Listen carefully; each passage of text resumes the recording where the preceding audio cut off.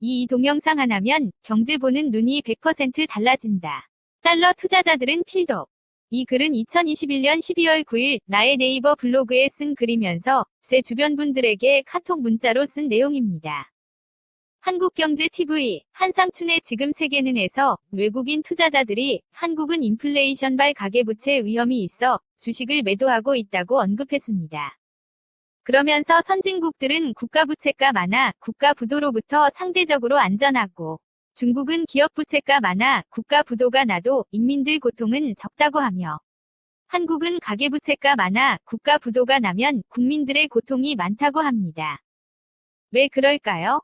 지금부터 천문학적인 부채로 인한 국가부도 위험을 지닌 미국, 일본, 스위스, 영국, 캐나다, EU와 같은 선진국과 한국, 중국, 러시아, 터키, 브라질 등의 신흥국이 어떤 차이가 있는지 대다수 국민들을 위해서 제가 한번 이 말의 뜻을 쉽게 풀어보겠습니다. 그 이유는 경제 상식이 전혀 없는 대다수 국민들이 이해하기 쉽게 경제 전문가들이 이야기해주지 않기 때문입니다. 그렇기에 선진국들은 국가부채가 많아 국가부도로부터 상대적으로 안전하다는 이 말의 뜻부터 첫 번째로 살펴보겠습니다. 미국, 일본, 스위스, 영국, 캐나다, EU와 같은 선진국들은 자국의 통화와 미국의 달러를 액수와 상관없이 무조건 바꿔 쓸 수 있는 무기한, 무제한 통화 스와프 협정을 미국과 맺고 있습니다. 그래서 일본이 세계 유통화폐인 기축통화 지위를 잃지 않는 한 일본 경제가 외환 보유고 달러 부족으로 발생될 디폴트 채무불이행 상태의 국가부도 상황을 직면하지는 않습니다.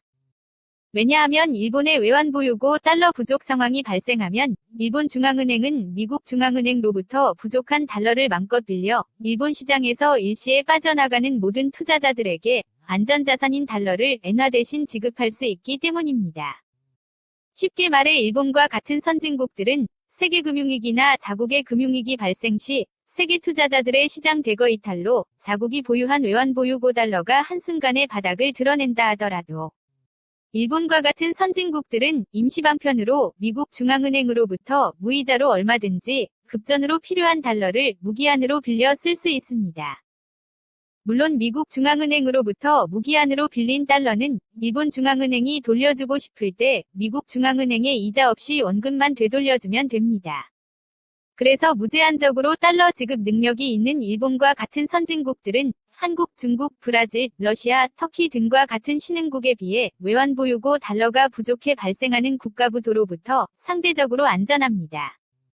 그렇기에 미국과 무기한, 무제한 통화 스와프를 체결 중인 일본 등과 같은 선진국들은 금융위기 시 외환 보유고에 100% 의존하는 한국, 중국, 브라질, 터키, 러시아 등과 같은 신흥국과는 달리 채무불이행의 디폴트 상태인 국가부도 사태와 연관된 외환 보유고로부터 자유로운 처지입니다. 물론 일본과 같은 선진국들이 국채와 회사채를 많이 발행하면 할수록 그만큼 시중에 돈이 많이 풀리기 때문에 자국의 물가와 은행 금리가 큰 폭으로 오르면서 국민들의 각종 세금 부담은 크게 증가하지만 국가신용등급 강등으로 인한 국가부도는 한국 등의 신흥국과는 다르게 막을 수 있습니다.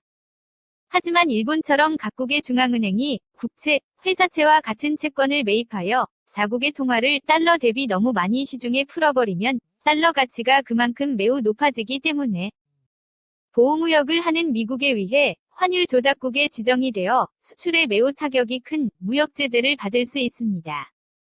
그래서 환율 관찰 대상국인 일본은 환율 조작국에 걸리지 않기 위해 미국의 눈치를 보며 미국의 옥수수와 같은 농산물, 셰일가스와 같은 천연자원, F-35 스텔스 전투기와 같은 각종 첨단 무기 등을 미국으로부터 대량 구매하고 있습니다. 참고로 한국은 환율 관찰 대상국으로서 환율 조작국 후보입니다. 그래서 환율과 관련한 지난 역사를 살펴보겠습니다. 1985년 당시 G5 국가인 미국, 영국, 프랑스, 독일, 일본 재무장관이 미국이 주최한 회의에 참석하여 플라자 합의를 합니다. 그 이유는 세계적으로 가장 잘 나가던 미국의 제조업이 고물가의 스태그플레이션으로 완전히 붕괴되었기 때문입니다. 2차 오일 쇼크 1배럴에 50센트에서 $40, 80배까지 치솟으며 스태그플레이션 발생. 스태그플레이션을 극복하기 위한 레이건 대통령의 신자유주의 정책으로 1% 미국 부유층 재산이 미국 전체 74%를 차지하는 부의 집중 현상을 낳으며 미국 중산층을 붕괴시킴. 그래서 세계 패권국인 미국이 무역보복인 플라자 합의로 일본의 엔화와 독일의 마르크화를 달러 대비 강제 절상시킴으로써 소니, 아이와 등과 같은 일본 기업들과 독일 기업들이 매우 큰 타격을 입었습니다. 그래서 1985년 플라자 합의 때문에 일본의 잃어버린 경제 10년이 시작되었고 그 후 일본의 잃어버린 경제 30년 이상을 불러일으킨 아베노믹스를 탄생시키는 원인이 되었습니다. 엔화와 마르크화 절상이란 달러의 가치는 떨어지고 마르크화와 엔화의 가치는 상대적으로 올라 일본과 독일의 수출 경제가 막대한 불황을 맞이하게 된 것을 의미합니다.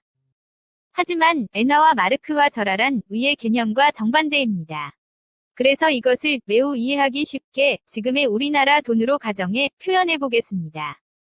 내수 경기가 침체된 한국 경제를 살리기 위해 너무 많은 국채와 회사채를 사들이며 시중에 돈을 대거 푼 한국은행과 한국 정부 때문에 1달러에 1,100원을 하던 환율이 1,300원까지 갑자기 치솟습니다.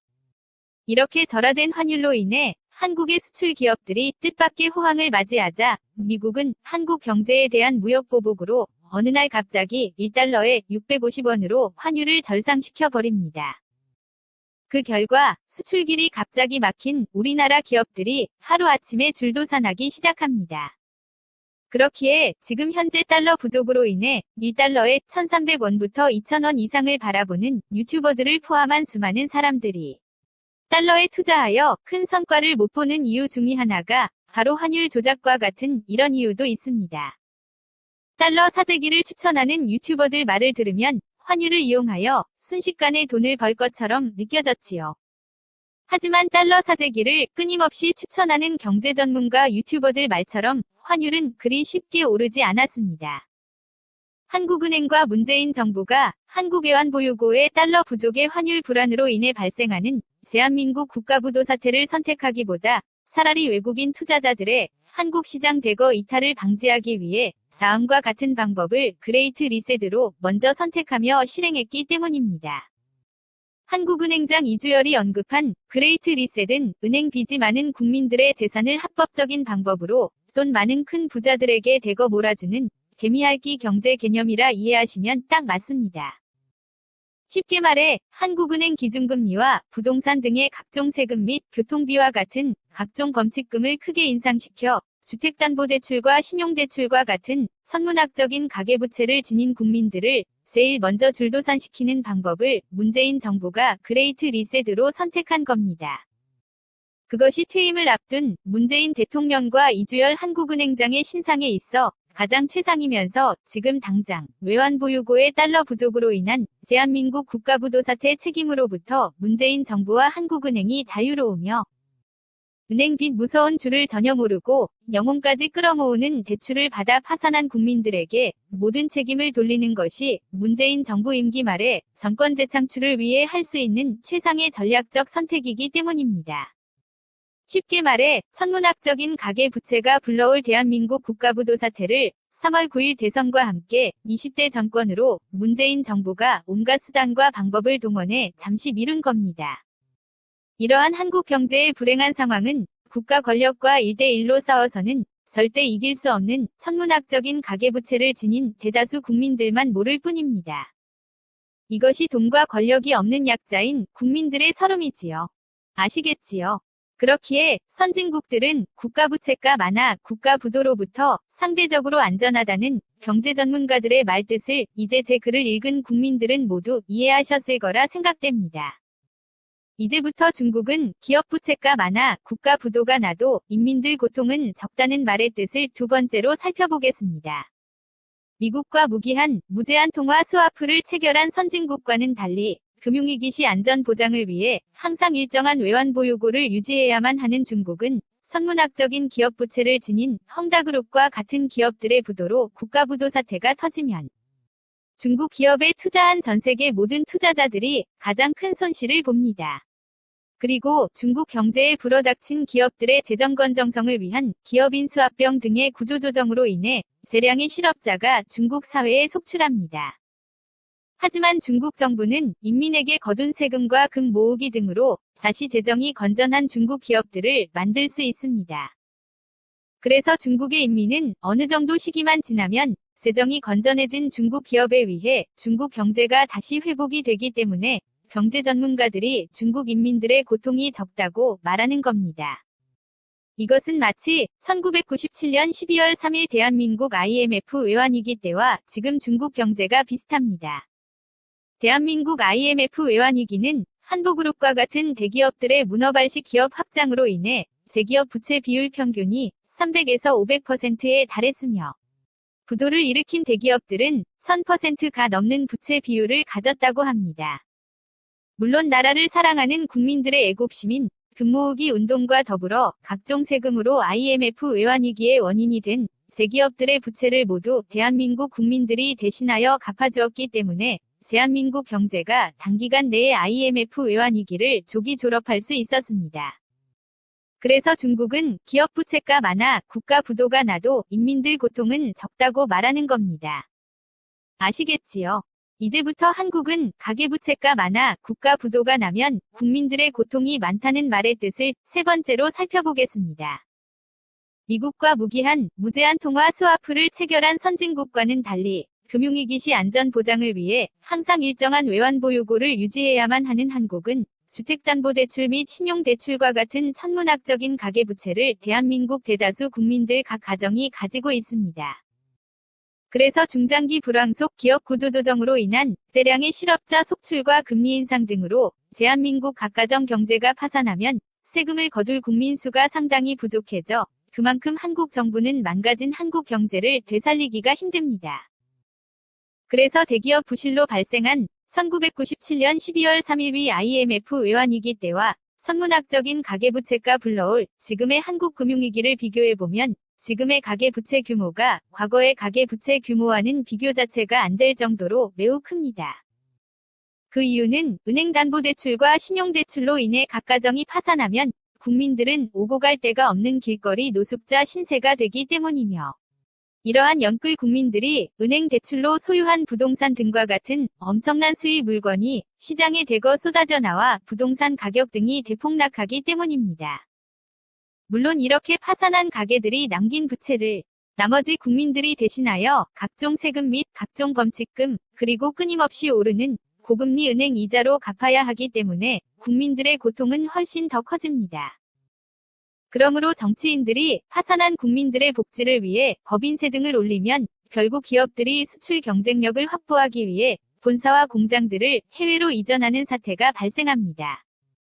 궁극적으로 한국 경제는 부채를 갚기 위해 자국의 유명 관광지를 민영화하며 외국인 투자자들에게 파는 그리스와 생계를 위해 수많은 여성들이 외국인 남성들에게 몸을 팔아야만 하는 베네수엘라 경제가 된다는 것을 자연스럽게 알 수 있습니다.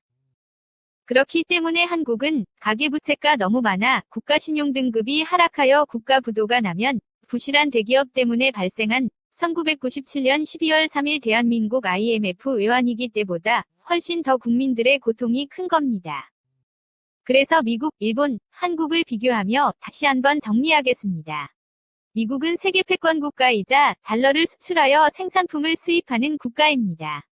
미국 정부가 돈이 없으면 미국의 중앙은행에서 일단 달러를 찍어 외국의 빚을 갚아도 세계 각국들이 시중에 유통된 달러를 모두 소화시킵니다. 그것이 세계유통화폐를 지닌 기축통화국의 힘입니다. 이것은 중기축통화국 일본도 마찬가지입니다. 만약 일본 정부가 시중에 돈을 너무 많이 풀어 세계 투자자들이 엔화 받기를 거부한다면 일본 정부는 미국과 맺은 무기한 무제한 통화 스와프로 일본 시장에 들어와 있는 모든 투자자들에게 엔화 대신 달러를 지불할 수 있습니다.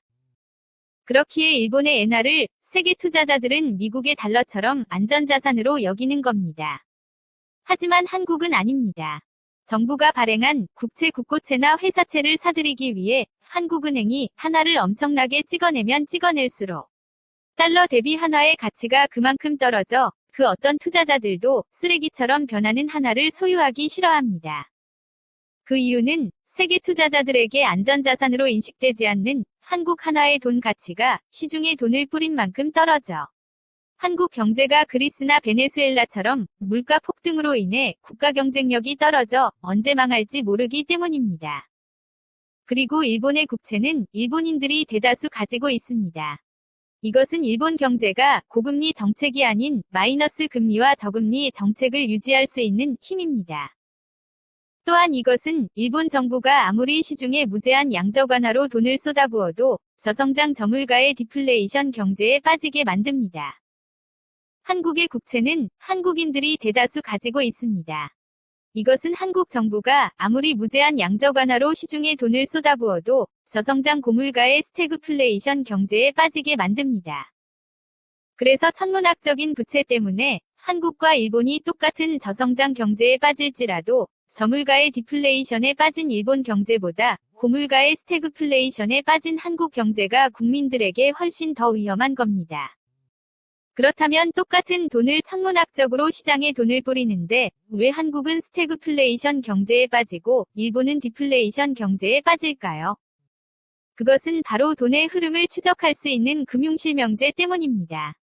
쉽게 말해 금융실명제를 실패한 일본 경제는 거물급 세력들의 검은 돈인 비자금들이 선문학적으로 채권, 주식, 코인, 부동산 시장 등에 흘러들어가 있기 때문에 마이너스 금리와 저금리를 유지해도 선문학적인 돈들이 일본 시장 내에 계속해서 쌓이며 머물러 있는 겁니다.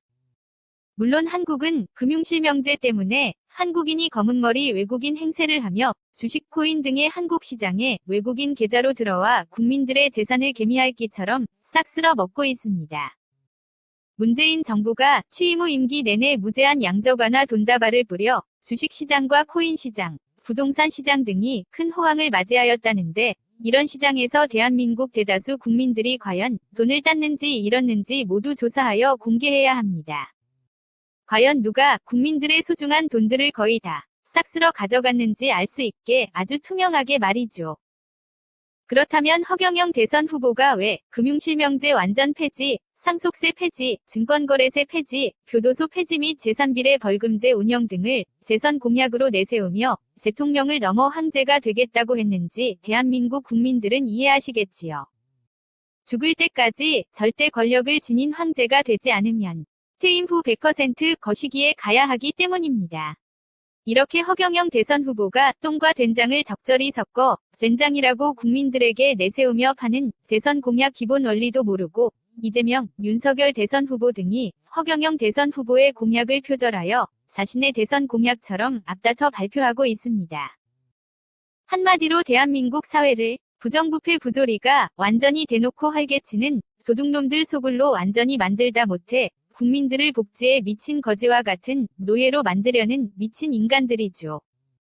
누군가의 대선 공약들을 몰래 보고 베끼려면 전체적으로 이해한 후 보고 베끼시던가요? 똥된장도 구분 못하며 보고 베낀 공약들을 자랑스럽게 발표하는 이재명, 윤석열, 안철수, 심상정 등의 대선 후보 모습들을 쳐다보고 있으면 참으로 깝깝한 인간들입니다. 똥하고 된장하고 섞으면 그게 똥이지 된장입니까? 똥을 골라 국민들에게 몸에 좋은 복지 된장이라고 팔면 그 인간들도 거식이죠. KBS 개그 프로그램 봉숭아 학당에서 생각하는 사람을 만든 조각가는 누구입니까? 라는 문제에 학생들이 로댕, 아부레기, 어묵, 오뎅, 젠뿌라라고 서로서로 답안을 컨닝하며 정답이라고 썰 떨어진 인간들이 적은 것이 느닷없이 생각나는 이유는 뭘까요? 그리고 금융위기 시 일본 정부는 국채를 소유한 일본인들에게 애국심이라도 호소할 수 있습니다. 하지만 금융위기 시 한국 정부는 국채를 소유한 외국인들에게 애국심을 전혀 호소할 수 없습니다. 그래서 한국 정부는 외국인들이 한국 시장에서 대거 이탈하는 것을 방지하려면 그만큼 국채 이자를 많이 올려줘야 합니다.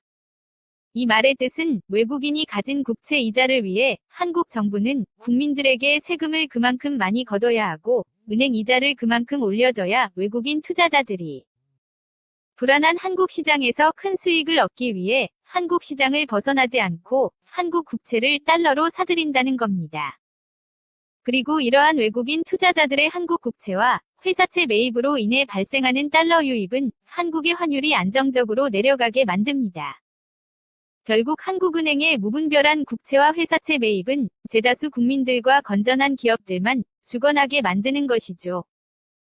왜냐하면 이 모든 국채와 회사채는 은행 금리 인상과 각종 세금, 각종 범칙금 인상, 그리고 환율과 연관되기 때문입니다. 그런데 한국은 지금 천문학적인 가계부채 때문에 국가부도 사태를 맞이할 지경입니다. 그렇기에 국채 비율이 미국과 일본에 비해 월등히 낮아 복지를 위한 국채를 대규모로 발행하겠다는 이재명, 윤석열, 허경영 등의 대선 후보들은 경제에 대해 아무것도 모르는 사람들이죠. 복지를 위한 국채를 대규모로 발행하면 할수록 그만큼 한국은행에서 돈을 찍어 시중에 풀겠다는 이야기인데, 그렇게 되면 식료품과 같은 물가가 매우 크게 폭등하는 고물가의 스태그플레이션과 농수산물 물가가 매우 크게 폭등하는 고물가의 에그플레이션 경제 등의 한국 경제가 자연스럽게 크게 빠져 결국 수출주도형 국가 대한민국은 국가 경쟁력을 영원히 상실하며 자멸하게 됩니다.